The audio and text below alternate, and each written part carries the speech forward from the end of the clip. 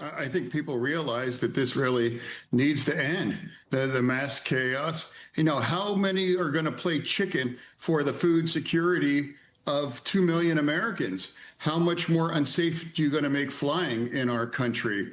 You know, the military deserves to be paid, and the workers here in the Capitol needs to be paid, and the Capitol Police, all those people. This, you know, you've run this into record. That's a sad record, and enough people realized, you know, this thing has run its course, and it's time to just bring it to end. You know, you were one of the few people that I talked to over the course of this shutdown who said you wanted to do both. You wanted to open the government and extend the ACA subsidies at the same time. I think one time you described it as a Venn diagram where many of those recipients would fall in the same sector of that Venn diagram. Are you concerned now that the government is reopened that these ACA subsidies may not be extended?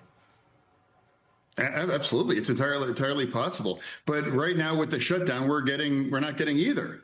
You know, and it's like, you know, like talk to hungry people. I don't think they're interested in the political game or the next fundraising email from people that are profiting off of it.